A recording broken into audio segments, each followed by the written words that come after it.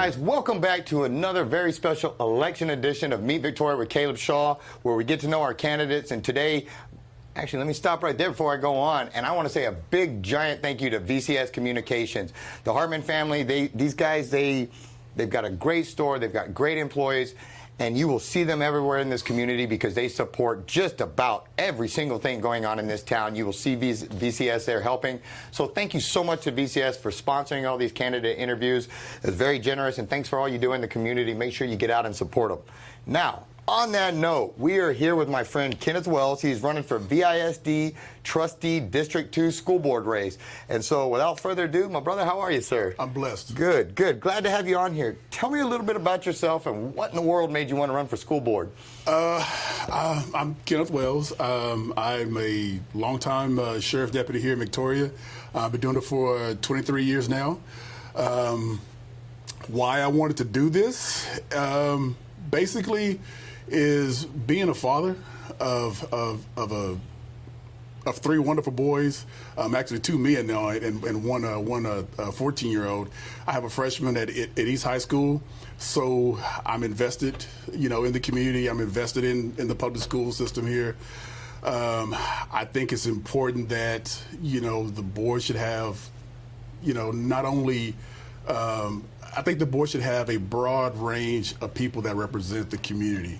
And if I'm elected, I would actually be one of, maybe I think the second person that actually has a parent of a current VISD student. So I think that's important to me. Going back to my career in law enforcement, 15 years of my career has been doing the DARE and the GREAT program. DARE was a drug prevention program, and GREAT was a gang prevention program.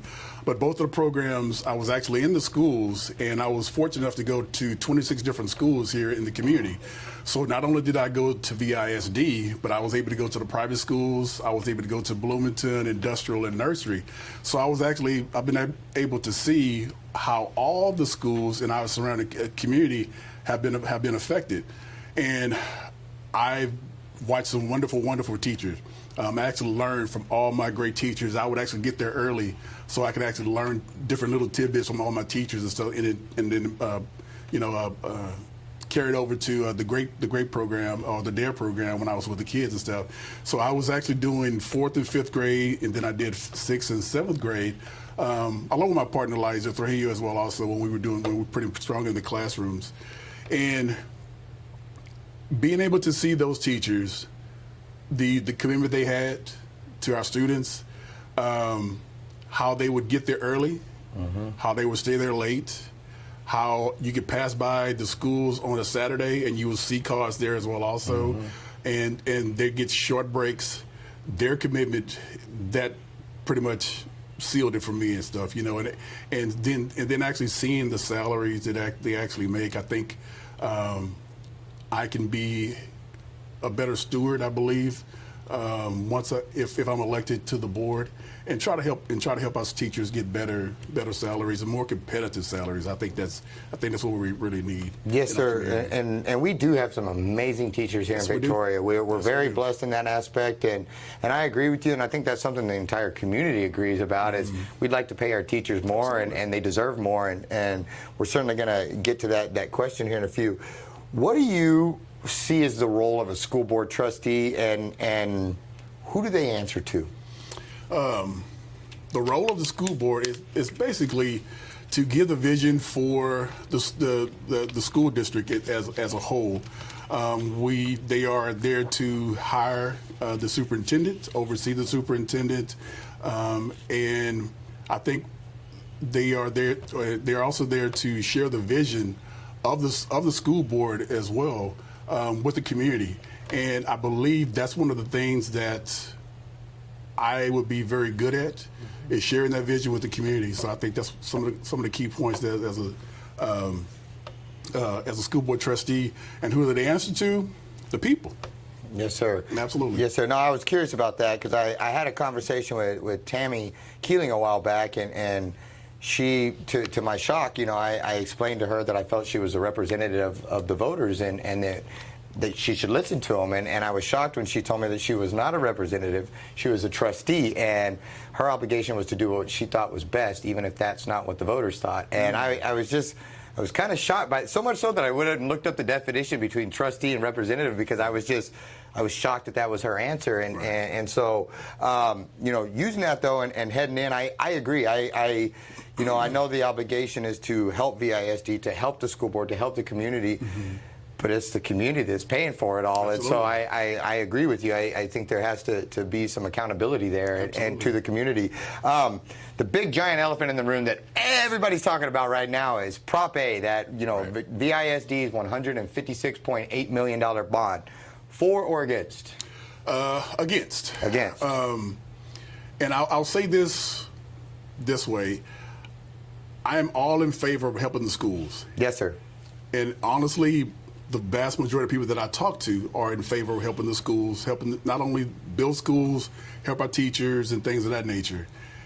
I believe that this bond, the way it's currently written, is not going to do that. Yes, sir. So the current bond, the way it is now, I'm against it. But I would be, if elected, would be looking to, in another year or two, to matter, clean it up and get us a new one. You know, and I think it's important to share the vision of what this bond actually covers and what it's going to do. I think that's where there's been a disconnect with the people and the school board as right now with this particular bond issue.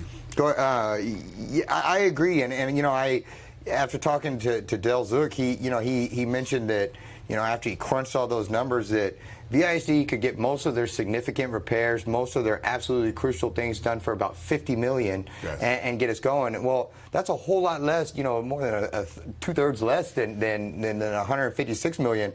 And so my first, you know, I feel like if they went to the community and said, hey, look, we need $50 million in critical repairs for the deal, da-da-da-da-da, correct, I don't think they'd have a problem getting it. I think that because even though myself and several others in this town have been labeled anti-bond, anti-teacher, all of this stuff, right, that couldn't be further from the truth. I'm correct, very pro-teacher, but in the same breath, you know, I don't think this bond is right either, and I think we keep trying to get extra stuff out of this and get a Lamborghini when we're willing to fix your Suburban there, or right, get it going for, even give you an Escalade, but not a Ferrari, you know. And so you know, and what's sad to me about the bond is it seems to pit community, like everybody against each other. You know, I keep seeing we'll just give up your cup of Starbucks once a month to be able to pay for this. And I saw Vic Morgan go on and call everybody stupid if they didn't, you know, I just don't understand why people aren't smart enough to set aside money, you know, and then goes on to talk about his university housing that has been provided to him and all of that. And it's like, you know, and I understand these people are at different points in their life when those taxes may not matter as much to them, but they matter to us. And I think it's very arrogant of people to tell us to just give up. Well, you don't know what you're asking us to give up, and it may not just be a cup of Starbucks every month. You know, we're coming off a huge pandemic here where people have been out of work, businesses have been shut down, and the answer from the school board right now is to present a $156 million tax increase on the community. It screams of tone deafness to me, and it just, you know, I think it's lack of, you know, I don't know what it's lack of. I don't want to say common sense, but I just wish in the community, though, that we could trim that down and give a bond, like you said, that we're not against bonds, we're just against this bond, and we're against all the extra fluff and pork in this. And you give us a stream down, nuts and bolts, this is what we need, I feel pretty confident that they'll get it, you know, and so. I do too, you know, and I believe they had a 32-person committee that kind of oversaw for 16 months, you know. Unfortunately, I think I'm sure they did great work, you know, discovering everything and all that kind of stuff. Sir. But I think the disconnect came when the board got it in the way they presented it.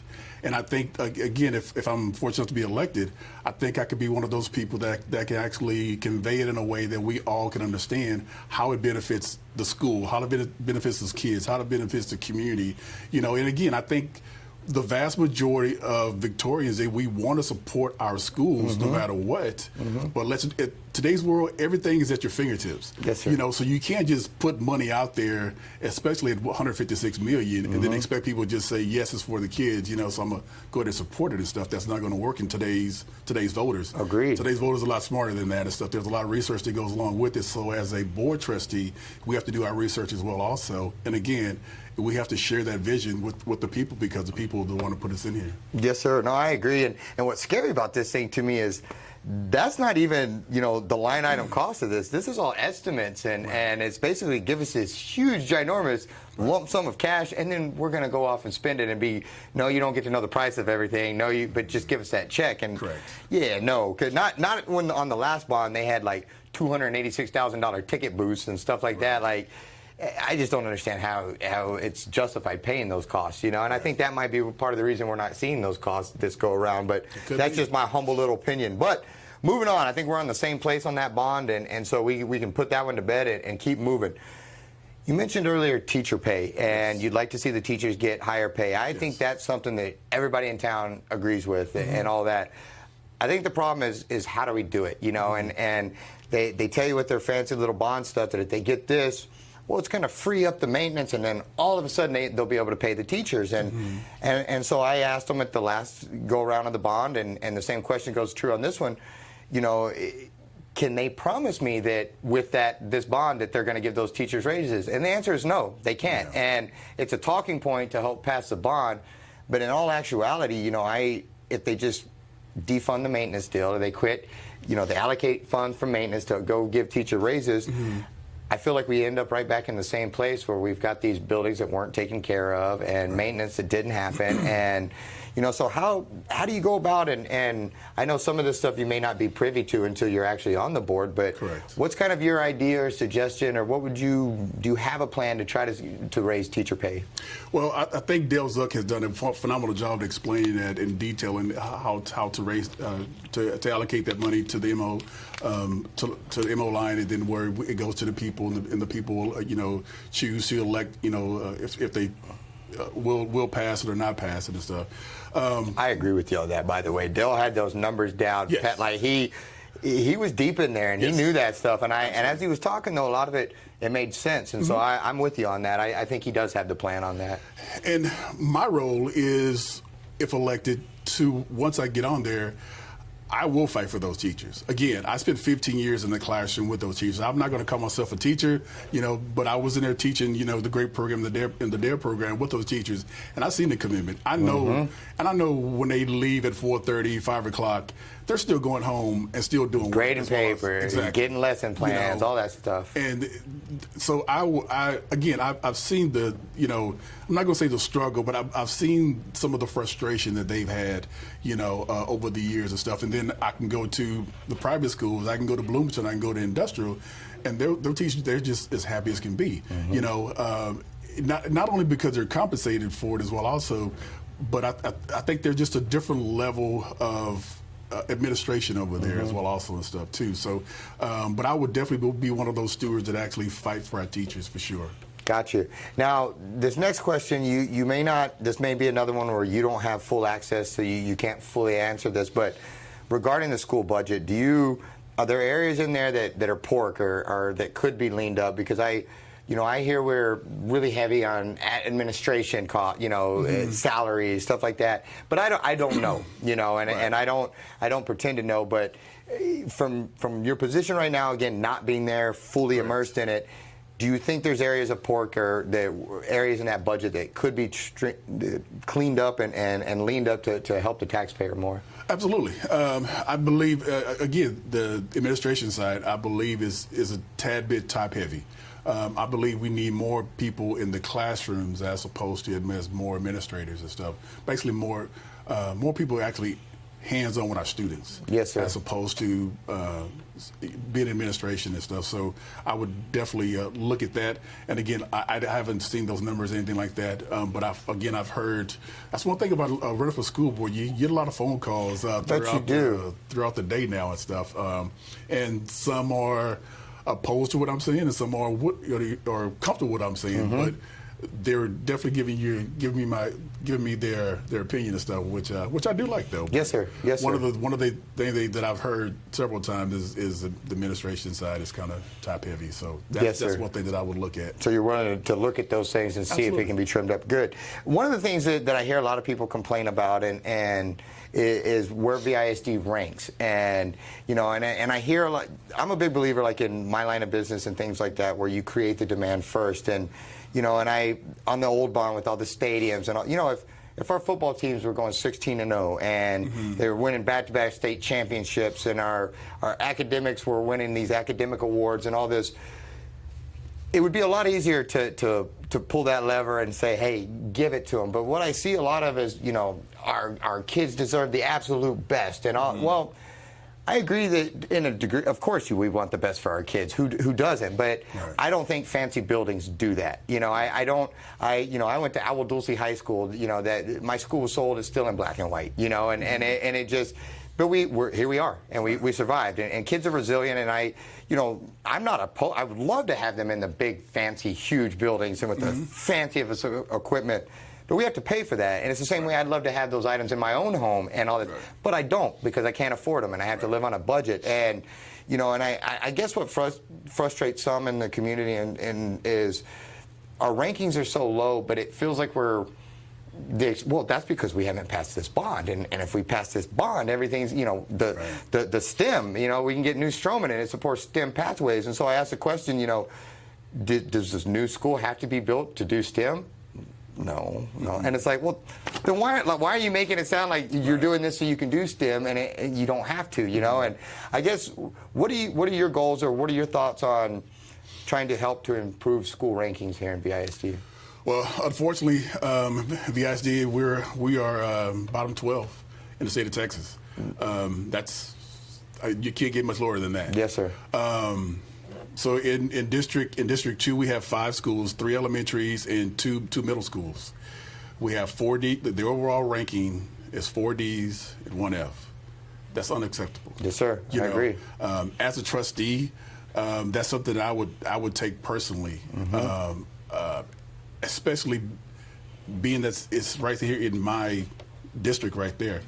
So I would actually reach out to the administrators there and kind of see what needs to be done. I know there's things that can be done, and maybe there's just like a disconnect again with the trustee and the administration at the schools, but there's got to be something that can be done. And I think I really believe it starts with getting experienced teachers in those classrooms, but the only way to get those experienced teachers is to pay them better and stuff. So we're still caught kind of in a vicious catch-22 type scenario. It is. But again, we have 5 schools in District 2, 4 Ds and 1 F. Yeah, that's not good. And then you see De Los Santos, out there talking when she got some endorsement, and it was, well, that obviously means that the people are like what we're doing, and well. Yeah. No, they don't. Like those rankings tell you, like if you're satisfied with that, then there's a problem. Right. And so. And I'm definitely not satisfied. Yes, sir. Well, good. I'm glad to hear that. One of the big topics right now, of course, is COVID, remote learning,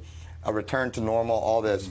I'm a firm believer that the students need to have their butts in the seat. They need to be in there. They learn better. My understanding from the science of it is schools are pretty dang safe. It's not the kids that are at high risk. It's not the kids that are spreading this. And even that being said, we're on the downward swing of this. What are your thoughts on COVID policies? Would you like to see the students back in the school? Would you like to see an option of remote learning or a combination? Or kind of where do you stand on the whole COVID situation involving the schools and attendance? Well, going back to my law enforcement side with this answer, when dealing with parents, every parent is different. Every parent has their own way of dealing with their child, and I'm not. Even though I'm a father, I'm not want to tell them how to handle their kids and stuff. As far as the policy with that, as a father, I would rather have my son inside the classroom. But knowing my child, I know he needs that hands-on. Yes, sir. And then there are some students that are more than comfortable being in front of that that laptop or computer. I could. I'd be sneaking off, man. I'd be sneaking right off in the backyard, dudes, playing Xbox, you know. We be playing Madden for sure. Yes, sir. Yeah, and I'd probably get my butt kicked. But, you would. But yeah, I would. I really would. I'm terrible. Yeah, I'm real bad. But so then get the butts in the seats. Yes, absolutely. Yes, sir. To me, it goes back to being, being in front of that person. How you communicate with that person, not only the teachers but the other students and stuff. It's life skill that you learn that they kind of go unsaid. By being there in the classroom with the students, and actually, the vast majority of my teachers that I've talked to, they said they missed their students. That's one thing. I mean, they got into teaching to teach kids, not teach computers. Yes, sir. So yes, sir. They actually missed their students. So, I mean, I think it all. As long as we could do it safely, and I think we are doing it. I think VISD is doing fine with that. But I really believe we should have our students. Yes, sir. And I agree. There's something to. I can name, Mr. Ramis, Coach Hilliard. I can name these teachers that were so meaningful in my life and had impact on my life and stuff. And I would have a hard time feeling like I would get that same effect or feeling through a computer screen, Absolutely. Because you build up such a rapport with your teachers. You build up such a bond and stuff. And I hate the Zoom stuff. I hate it, the advocate Zoom debates, I hate that stuff, because it feels, one, it's awkward, like it pops up, people are in their living rooms, and it looks weird, but it's impersonal to me. Correct. I like this, right. and I feel blessed that we're on the downward side of this, and I'll give VISD credit. While I may not have agreed with everything, how they handle things, every single decision, in the same breath, this whole COVID roller coaster was nuts, and they adapted quickly. They rolled with it, and again, did I agree with every single thing? No, but who knew what to do? It was a toss-up, and it was just figure it out as you go. And so I'll give credit where credit is due. They busted their butts to figure out something. Absolutely. They went after it, and I've heard, looping back around a little bit to school rankings, I've heard that, Dr. Shepard, while I disagree with him on just about everything financially and how they're doing that, I hear he's done a great job on some of his teaching styles and working with the students, and I heard scores are coming up and stuff like that, and that on the, I think two things can be true at once, where, I can hate your bond and all this, but I can still, hey, but you're doing good in this area, and I hear that he's doing a good job with programs and stuff like that to kind of bring those rankings up, Right. And honestly, leadership is always going to be questioned. Always. And Coach Rendon, speaking of influential teachers and stuff, Coach Rendon, that's one thing that he always said, it's not the person, it's only business. And that's really what it is. Yes, sir. Don't take the negative personally. It's just basically it's business. We're trying to do what's best overall. Yes, so sir. Just kind of take it. Yeah, if I saw him out in the day, I'd buy him a drink or buy him dinner or something like that. But yeah, I'm gonna light him up on the bond stuff because I don't like it, and all that. But so one of the big deals right now, or not big deals, but I've always kind of, I have a college degree, but I don't think college is for everybody. Like, I know that's kind of been ingrained in our heads growing up. You go to high school, you go to college, yada, yada, yada. I don't think that's the right answer for everybody. I think that's trying to square peg round holes on some people and all that. There's plumbers in town, electricians in town, roofer, guys making $75 to $100 an hour out there, and they're busy, super busy. Try to get an electrician on the phone right now. Try to get a plumber, but yet in the same sense, they're kind of mocked a little bit, oh, you're going to a trade school, you're gonna. They get out and they don't have any debt, and they're making, $45, $50, $90 an hour. Correct. But then a lot of these people go to college and they get, some I don't know, blue music, you know, diversity program degree. I'm thinking of a random thing, and they get out with 200 grand of debt, Correct. and no job, and they're making fun of the other dude. Right. You know, what are your thoughts on trade schools and VISD? My understanding is they've got several programs already, and then they're continuing to grow that as far as, you know, nursing programs, trade to learn these things and work in the community with different businesses to learn Yes. these schools. Are you for trade schools and options other than college for students? Absolutely. I'm a firm believer in trade schools, and again, college is not for every student. And they, like you're saying though, they will go on and thrive and do great. Going back to law enforcement, when I would do career days at some of the elementaries and stuff, they would actually have landscapers as well also. And they would come over and they would present, and they're making, you know, good. I wrote a big check to a landscaper, and I was like, "Y'all make how much?" Like, I should have asked you that up front, like what that cost. But no, you're right, man. A lot of the things when I graduated high school and I rolled out into the real world and I was all ready, I found out how grossly unprepared in a lot of areas I was. I didn't understand credit. I didn't know how to write a check. I didn't know how to do a lot of living, you know, and I didn't know.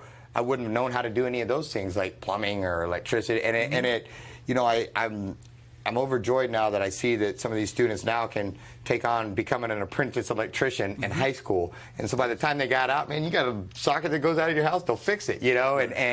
But they're 18, graduating with a skill, you know, and something they can build upon a foundation and all that. So yeah, I think that's just great.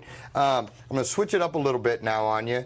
And go over into, you know, one of the things as a real estate broker in this town and owning a real estate company is I feel like Victoria, like we have an artificially high market. You know, houses right now, it's a seller's market across the states. It's crazy, you know. But Victoria, I feel like there's times when our prices should have gone down, but somehow they go up when they should have gone down. And I think a lot of that is because of our geographic location. You know, what are they going to do? You can't move to Houston, Austin. You know, we kind of sit on an island to a degree. And so because of that, I think our prices have gone way too high in a lot of areas.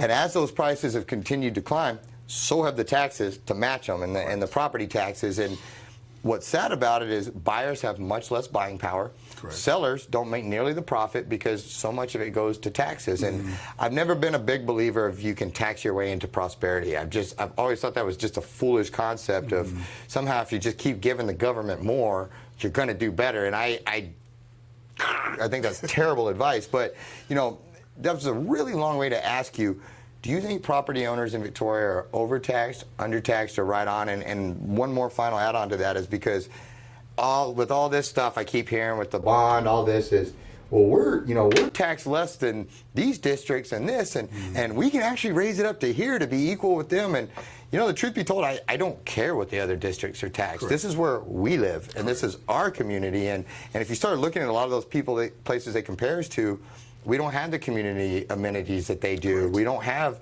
you know, we just don't have a lot of the same stuff they do. And I don't think it's a fair apples to apples comparison. But even if it was, I don't care. I don't care what they tax. I don't live there. I live here, you know. And so using them, well, they get taxed more over there, so we can raise your taxes. I think that's a terrible excuse and all that. So an even longer way of asking you, again, is do you think property owners are overtaxed, undertaxed, or spot on? I think they're overtaxed. And unfortunately, in my district, in District 2, we do have a good majority of homeowners, but we have a whole lot more apartment and renters in these homes also.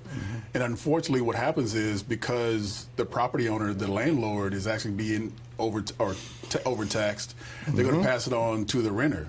And it's not going to be the $6.25 they're saying, you know, to make a profit for that landlord and stuff. It's going to be at least 2 to 3 times more than that, and it goes to the person that's renting. And unfortunately, that's why I think that's why one of the reasons why we have such high rent here in Victoria. No, I could not agree more with that. You know, I always watch like the city council or some of these meetings downtown, and they're like, you know, there's no affordable housing in Victoria. We have to do something about it. I'm like, you're causing it. You know, like you guys keep raising taxes, and then you raise taxes, cost of living goes up and equals higher rent, you know, and they keep 2 plus 2 is still 4, and they just I'm not getting it, you know. We've raised taxes and rent's gone up and all this, and maybe we should raise taxes because that'll solve it, or let's go hire somebody and pay them $100,000 a year to come solve the affordable housing problem.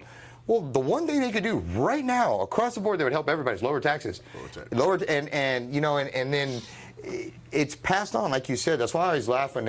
We're just going to tax those at the top because we're not touching. If you're foolish enough to believe that it doesn't roll down, because, you know, and the tenants are paying rent. No, the tenants, that landlord is losing income because he has to turn around and give that to the state, you know. And I think it's gross, and I think you're spot on that you know, most of these politicians have created a lot of this problem of the no affordable housing, and then they do the scarecrow. Well, I don't understand what's causing this. Well, you're causing it, you know, you and raising taxes. So you nailed a great point there. Man, we're wrapping up. We're getting there. One of the big talking points right now in schools is politics. They have invaded everything. You can't go to a ball game anymore. You can't go.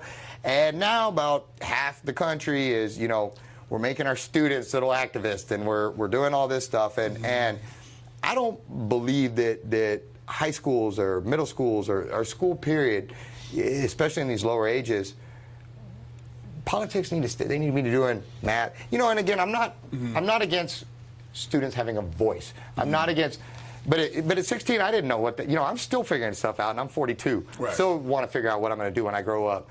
But at 16, I was not grown up. I thought I was. I thought I knew stuff and all this. But I guess where I'm going with this is I'm not a big believer of politics invading our school. You know, and you know, the early in the year or right after the George Floyd case, or right after the initial start of the George Floyd death, the superintendent sent out an email to all the staff, and he apologized for his white privilege, and he promised to bring social justice and diversity training to the school and all that to help combat students' implicit or unconscionable biases.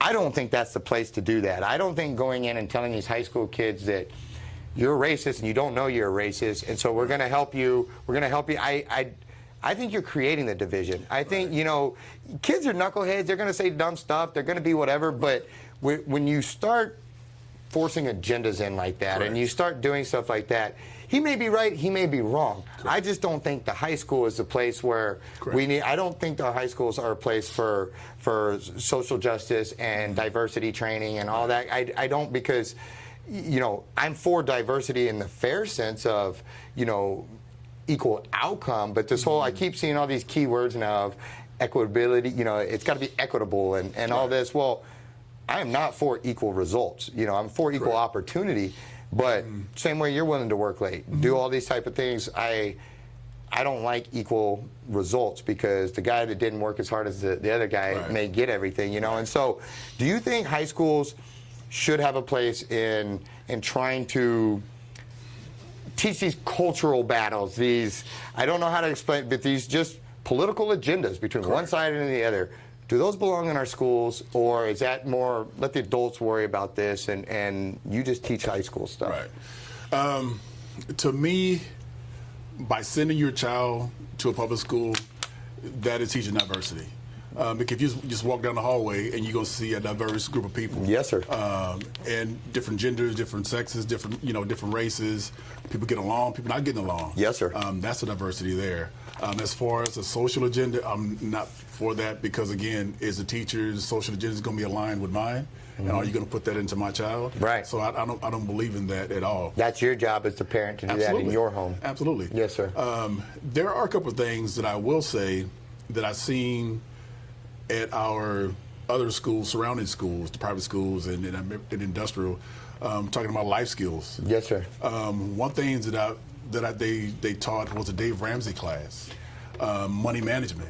Yes, sir. And that was it was an elective, and actually it was in middle school and industrial, I believe. I don't know if they're still doing it, but I know when I was in the classroom, they were actually doing it was like a money skills in middle school.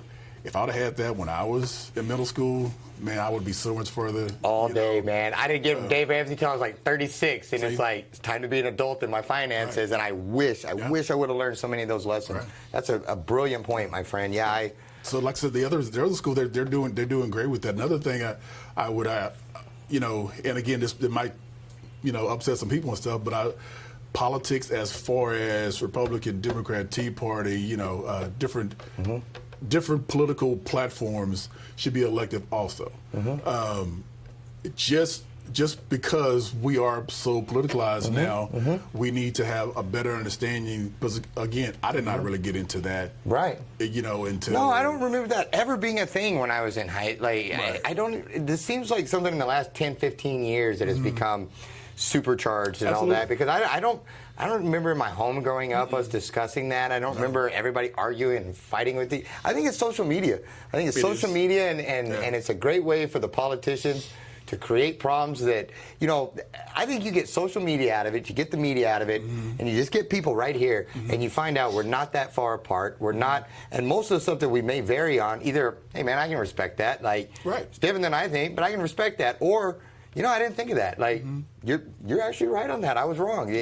Great point, But the media would have us so divided, and if we listen to them, it's, as soon as we finish this interview, we'll just start shooting at each other and see what happens. And it's just, it's stupid. I don't think we're nearly as divided as they would make us believe we are. Because I believe, again, I wasn't until like 35 or so before I actually got into politics. And I already had my life, beliefs kind of made up already. Yes, sir. You know what I mean? Yes, so sir. As far as political wise. So if I'm actually taught, I don't know, 10th grade, 11th grade, or 12th grade, whatever. Right. But early on when I'm still in my teens, and then plant the seed and then let that seed grow later on and stuff, maybe I have a different opinion in my 30s and 40s and things of that nature and stuff. So no, I think it's a good point. I really do. At least make it, like I said, make it elected, not so much a requirement. Right. Make it elected so the kids would have an option or the parents would have an option. Well, and sadly, I think that, we need to understand the role of government, too. And even though I think it's too big and it's bloated, for those very reasons, we need to understand it. Because, you turn on the TV right now and you're hearing talks of, we need to get rid of the filibuster or this and that because we can't get anything accomplished. Well, our system was designed to make it very difficult to get it. That's the whole checks and balances is, you're not supposed to be able to get stuff through unless there's almost a majority, not a majority, but unless a lot of people, agree to something. That was the way our whole system was set up, is to basically be conflict until a good idea that a vast majority of people say that's a good one, right. And then that goes through, and so that's why when I see, well, we have to get rid of these old rules because we can't get anything done. Well, that shows you that there's a divide, and you probably don't need to be doing anything right now if you're passing things purely on a party line vote, because that to me causes that division when you have one side that says, hey, we're here, we won this time, so boom, we're going to do everything we want on to your side of it. When it's your turn, boom, we're going to do everything. Well, that just makes two pissed off sides, and so I'm all for a compromise, but I agree with you. If people understood things a little bit more and all that, I think there might be a slight difference, and so yeah. And with that, they could, I believe that class would actually emphasize how local government is more important than national government, because local government affects you while we're here right now. Yep. Local government. Spot on, brother. Yes, sir. What's going on in D.C. and stuff. So, and that's one thing that I've really harped on, and it kind of like hit me across the head, about 10 years ago now and stuff. How what we do and who we put in office here locally affects me more so than who's in Washington right now. Well, that is another brilliant point, and I couldn't agree more, and I'll wrap on this, but that's why I was so shocked when, school board, city council, they don't want you to put an R or a D or where you line up, and at first I think it was, because they want you voting for the person and not the party, and well, I get that to a degree, but in the same breath, all the state, all the local, all the big national stuff, or this national and state is going to come to the local level. Right. And we are going to end up dealing with that. And when we don't know the ideology of the person that we're electing, that was my friend and they're awesome.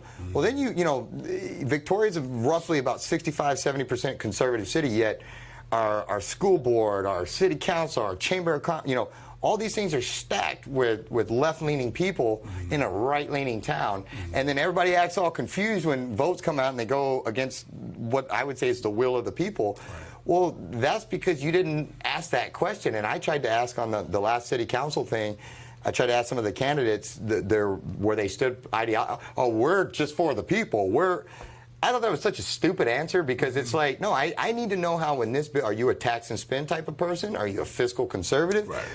That's important to me to know. And so, yeah, great point, because everybody gripes about the president and all. And yes, he controls things at the top. The buck stops at his desk. But man, the local stuff is what will get you. It's the local taxes. It's the local laws. That's where you're going to feel it every day. The local bonds. You're spot on, brother. And so, my friend, am I forgetting anything? Is there anything that you'd like to, before we wrap this thing, anything I did not think to throw out there? No, I thank you and, yes, sir. For allowing me to be here, and I really appreciate this opportunity to talk to the people. Yes, sir. Well, I appreciate you stepping up, because your opponent was not willing to, and she was not willing to go out and debate. She would do the funky little Victoria Advocate thing, but she wouldn't do a real debate. And so I appreciate the fact that you were willing to, and that you took the call. You didn't hesitate. You said, "I'll be there, win," and thank you. And you are in my district, and I hope you win. And I don't normally do endorsements like that, but I'd like to see you win. I hope you do well at this. Guys, Kenneth Wells, he's running for VISD Trustee District 2 against incumbent Dr. De Los Santos. I'm voting for him. So, guys, do what you. I think it's important times, and it speaks a lot to me that Dr. De Los Santos and Mandy Lingle were not willing to step up and debate. And so, you get a lot of respect from me for the fact that you were. Guys, thank you so much for tuning in. VCS, appreciate all you do, all the giving in the community. This community would not be the same without you in it. So, thank you so much, VCS, Hartman family. Make sure you get out and support them, guys. Important times, important ballots on the measure, important candidates on the measure. Vote. Be educated in your vote. Learn a little bit, get out there and pick your candidate and give back to your community. Thank you so much for tuning in. We'll see you at the next one.